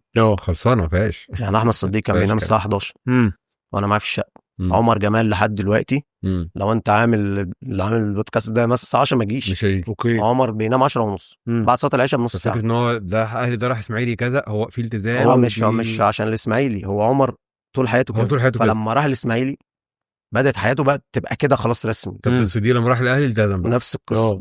هي بقت كده. بس كل حد ناجح مستوى طويل في الحياه هو خلاص بقى كده. غيرنا انا مثلا كنت اسهر، كنت انام، هم عارفين. بس انا لما اجي اقول لك دلوقتي ان الحاجات دي اثرت عليا وانا بلعب لازم تقتنع. لان اديها 70 75 اجي عليا شكرا ما اقدرش. طب انا بقى لو كنت بنام بدري باكل كويس بقى مهتم بالجيم، طب الحاجات دي كلها انت دلوقتي اللعيبه على انستجرام تيك توك مش فاضيين الملعب، مش فاضيين. هو مش اصلا. طب هل ينفع وانت جاي الاكل معاك تليفون؟ معاك تليفون، بس واحنا قاعدين فتره الاكل قبلها بربع ساعه وبعدها بربع ساعه خلي تليفونك في جيبك. طب هل يعقل ان انا رايح الماتش ناس بتلعب جيمز؟ بتحصل مش مركزين في الملعب، مش مركزين في بقول لك بقى هو انا شفت بس بس حاول اغير العقليه. هي العقليه ثابته. هل واحنا رايحين الماتش اللعيبه اقعد ربع ساعه زي ما انا كنت بعمل تعالى خد دش بالظبط وهدي نفسك. انا حتى كده، حتى انا وانا كنت صفي ذهنك، بس كنت بعمل كده. تيجي قبلها بربع ساعه اسيب تليفوني واقعد بقى اشوف شرابي، اشوف تيشيرتي، اشوف حاجتي، بالظبط. اشوف انزل الملعب ابص بص عامل ايه في الملعب. انا اشوف مثلا احنا هنلعب النهارده مين. يعني حصل موقف مع كابتن طلعت، مم. انا ما كنتش بنام، هو عارف ما كنتش بنام، يعني مم. عادي يسيبوه، لان هو في الماتشات كان بيبقى محتاج حاجه معينه وانا بعملها وخلاص. خلاص تمام. جينا على العشاء، اكلت الفروت سالاد، طلعت الساعه 10 رحت نايم. اوكي. كنا بنلعب الانتاج الحربي في ملعب السلام ايام ما كان ترتان وبيغرقوا. بقى لي فتره طويله ما بلعبش. فلقيت حد بيخبط عليا في الاوضه، تعالى كلم كابتن طلعت 11:30. دي مستحيل تحصل. فاحنا قاعدين، بيقول لي انا سالت عليك، قالوا لي نايم. قلت له بص صراحه انا كنت تعبان، فقلت ايه انام لي شويه. قال لي طب انا عايزك في موضوع. قلت له عارف. والله العظيم يا كريم يا جلال بالظبط. قال لي ايه؟ قلت له انت هتلاعبنا بكره.